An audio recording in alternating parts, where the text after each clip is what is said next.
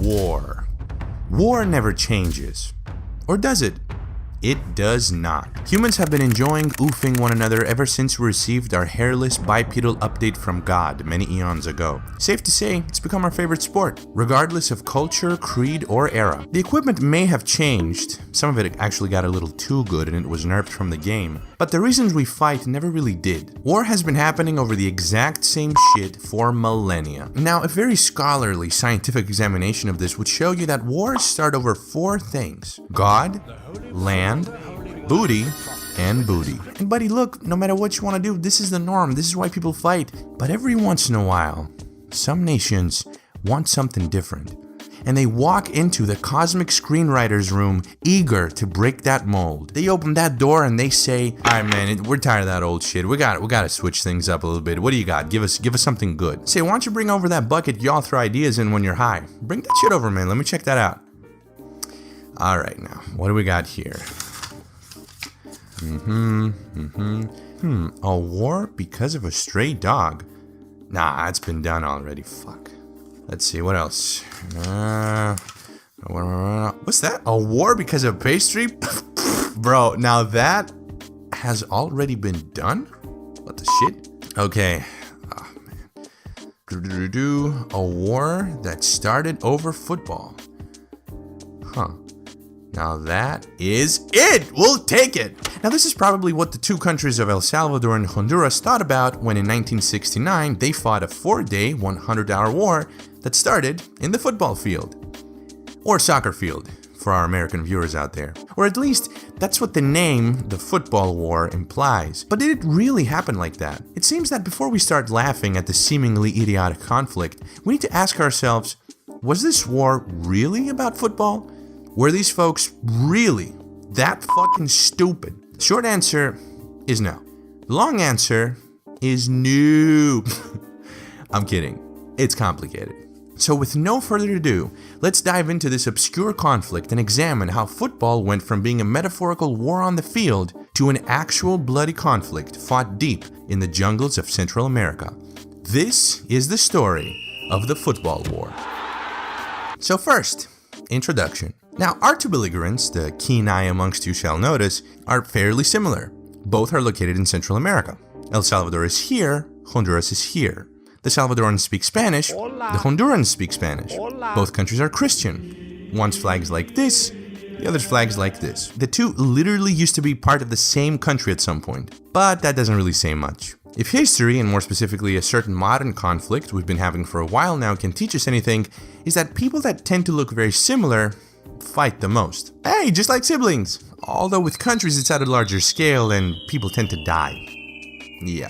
But regardless, El Salvador and Honduras almost always had problems with each other. Ever since their inception as viceroyalties of the Spanish crown, they were competing for the same space. Their border wasn't exactly defined, and the first attempt to demarcate the 210-mile-long line between them started in 1642 and went completely awry. For El Salvador, space was the only real commodity around, as the country lacked any natural resources. Most of the land was in the hand of the elite, and at the turn of the 20th century, almost 80% of El Salvador's land was owned by just 5 large farms, or haciendas. In the 1910s, the country started to rapidly industrialize, and it wouldn't take long for the small nation to experience its first economic boom. Their neighbor, though, was a different story. Honduras was also short on resources, but what it didn't lack was land. In fact, Honduras had so much of it that wealthy fruit companies coming from the US decided to turn the entire country into one big-ass banana plantation. Honduras became the OG banana republic, whose income at some point came solely from the exports of that long and yellow fruit. The people of Honduras, though, remained poor, as the money from the banana exports never really trickled down to the greater population. Life in both countries went by peacefully in the first decades of the 20th century, with the occasional Latin American military junta here and there, but in El Salvador, a big problem was starting to slowly take shape. The country had skyrocketing birth rates and no land to accommodate new people. Overpopulation was becoming a real issue, and people needed land to work, of which there was none, so poor farmers and peasants looked next door for a solution. The vast, uninhabited, unexploited lands of Honduras were sitting right there, and slowly Salvadoran nationals started making their way across the ill-defined border to the Honduran side, where they settled and cultivated the land as illegal migrants. So as the years went on, basically these people got more and more integrated into society, and they started contributing greatly to the Honduran economy. And thus, everyone lived happily ever after, and of course, I'm fucking kidding. I mean, brother, nationals of one country within the borders of a neighboring country? My brother in Christ, shit is about to go down. Now, come the 1960s and the Honduran economy was starting to stagnate. Big banana corporations had dropped our boys for Ecuador, really hampering down on that main source of income, and unemployment was also on the rise. And now, because of two particular bearded fellows in another former Spanish possession nearby, there were a lot of revolutionary ideas floating around in the general region at the time, so the people were protesting. They demanded work, higher pays, but most importantly, Honduran farmers wanted more land to work on. So where do you get that land? That's the question that President Oswaldo Lopez and his government had to answer. Now, one thing you need to know is that our man Ozzy here, he was rubbing shoulders with the big banana corporations, especially United Fruit, which was the biggest fruit company at the time, and he didn't really want to take away land from his banana sugar poppies. So he had to figure out another way. He really had a Gordian bond on his hands here. He had to acquire land from people that nobody cared about, who would cause absolutely no social unrest, and who were completely unable to resist government mandates. Enter minorities. Now, the Salvadoran population in the country had grown so much that by 1969 they amounted to 20% of Honduras' population. And that made the ethnic Hondurans a bit wary of that growing minority within their own borders. So for Lopez, that was the perfect scapegoat. His was the perfect plan. He would 1. Blame the Salvadorans for the woes of the economy, 2. Confiscate their land and give it to farmers and the big banana corporations, 3. Deport all of these folks and become a national hero, 4. Profit. Truly a real masterclass in domestic strategy. Eventually, a Land Reform Act was passed, which enabled authorities to directly confiscate land from Salvadoran nationals and deport them back to El Salvador. Back in El Salvador, things weren't going so well either. Its population growth had made it be, by 1969, the country with the highest population density in the entirety of the Western Hemisphere. All these people really had no place to stay, and pressure was mounting on the government of President Sanchez Hernandez. Now add to this already existing housing problem the tens of thousands of migrants that find their way back to El Salvador from Honduras every single day, and we can kind of see why the two countries would have some sort of beef going on. This zesty Latin American Molotov cocktail was ready to blow, and all it would take would be just one spark. Enter fucking football. Let's fucking go. Now, football is probably the only thing Latin America takes seriously. Political stability? No. Social inequality? What's that? Healthy, long-term economic growth? Get the fuck out of here, bro. Football? Let's fucking go, bro. Shoo! Unironically, though, the significance of football in this conflict is actually way less trivia than one would be inclined to imagine. Let's examine why. You see, the 1970 World Cup was right around the corner, and the 1969 qualifiers saw the two countries finish top of their groups on the first round. All they had to do was play against each other, and then the winner would have to beat Haiti to finally qualify for the World Cup. And neither El Salvador or Honduras had ever qualified for a major football event, so naturally, national fervor was running quite high. The two national teams would have to play 3 matches. The first one was held on June 8th in the Honduran capital of Tegucigalpa. I did a lot of practice for that one. Upon arrival of the Salvadoran team to the city, Honduran fans were waiting for them with a little surprise. Erratic fans followed them to their hotel, where they stayed up all night causing havoc, playing music and making noise, even throwing things at the hotel premises. All of this with the goal of starving the Salvadoran team of any sleep.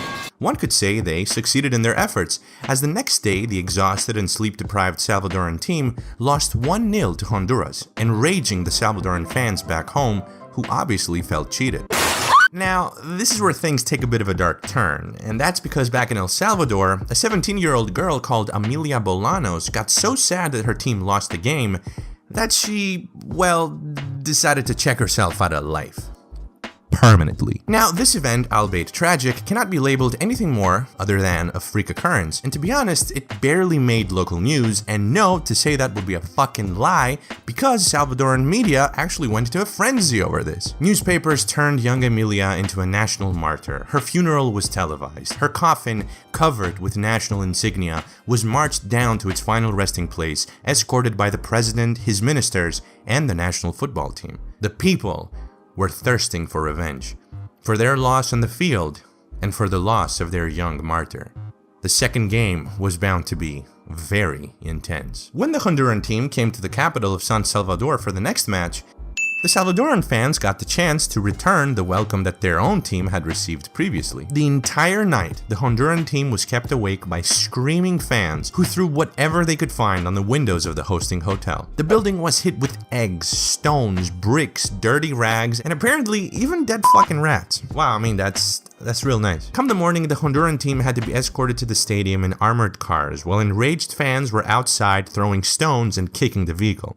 Safe to say, being in that fucking car, the last thing you want to think about is the match. At the stadium, the atmosphere was volcanic. The army was called to surround the field in order to protect the players. When the national anthem of Honduras played, everyone booed in disrespect, which, albeit being a tad uncouth, trust me when I tell you, it was not the worst thing that happened that day. The Honduran flag was taken down from its flagpole and was burned in front of the eyes of thousands of cheering spectators. And in its stead, a dirty old fucking rag was raised. Excellent fucking job at dampening tensions right there.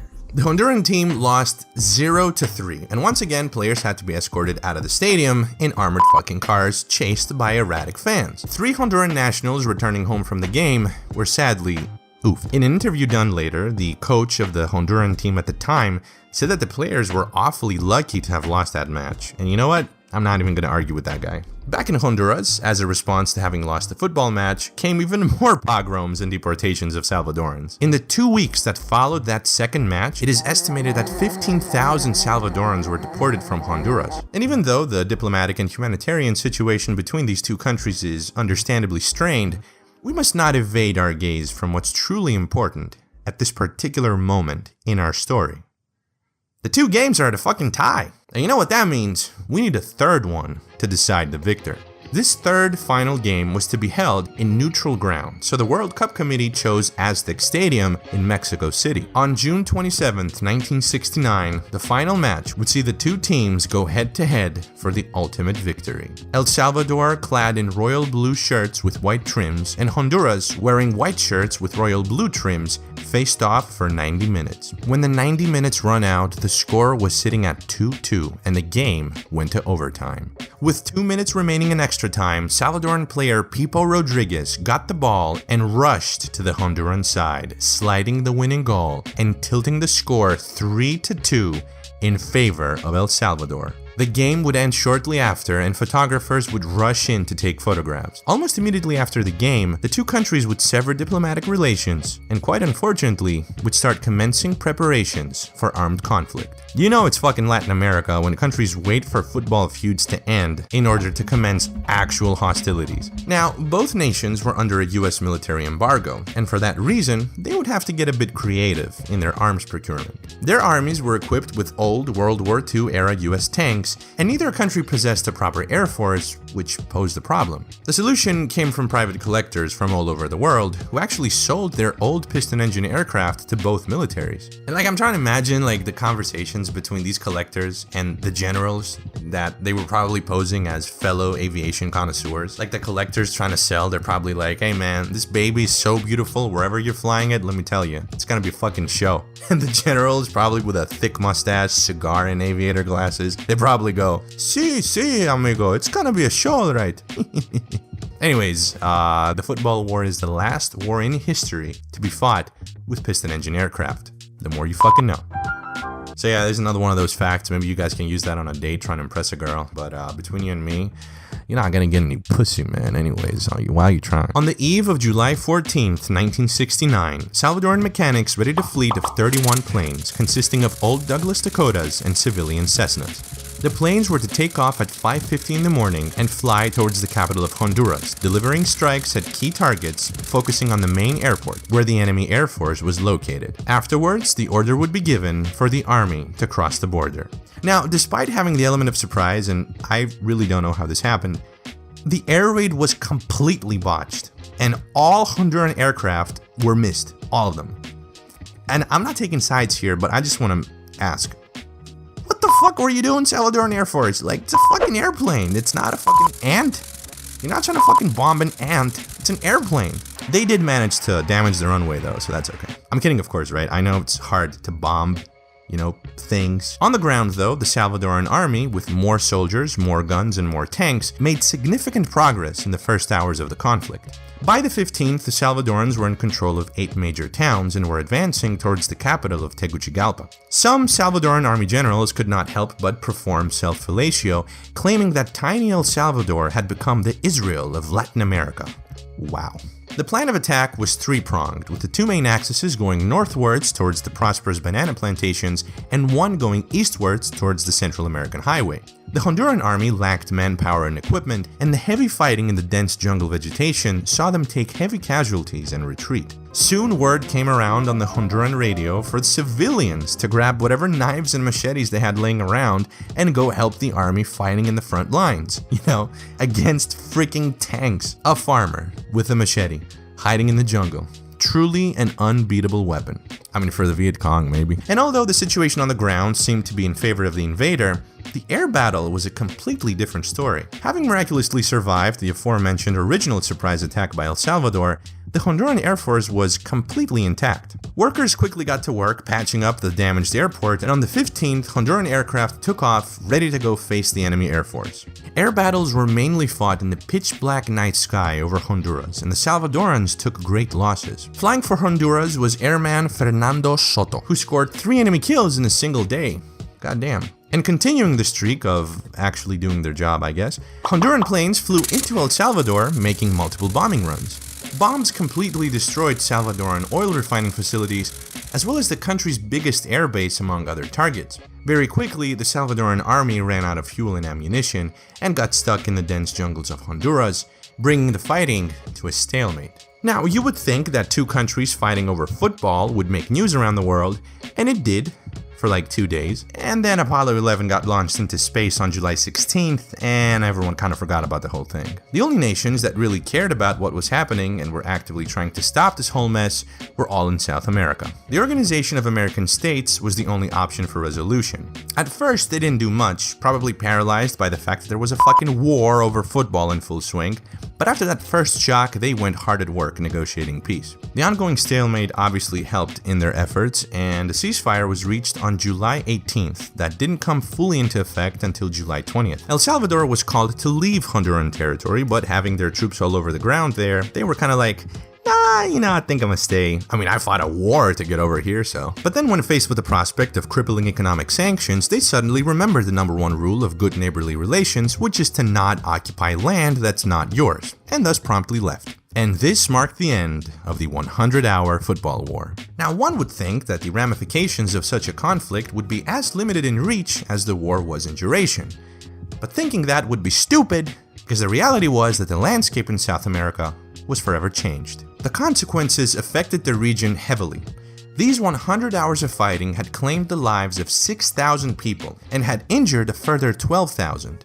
Around 100,000 Salvadorans were displaced and moved to El Salvador, worsening the country's burdening overpopulation problem. This would eventually be one of the catalysts for the spark of the 12-year-long Salvadoran Civil War in the 80s. And Honduras, it was pretty much okay, I guess. The 2 countries would continue to exchange fire across the border until it was delineated in its entirety in 2006, and the presidents of the 2 nations shook hands across it. But they still have some issues though, and the last time they exchanged threats of violence was in 2013. But I guess that's pretty normal by this point. So there you have it, folks. 2 nations, 1 sport, and 1 very real war that stemmed from it. From that and from the crippling socioeconomic problems that plagued the region. This was the story of the football war.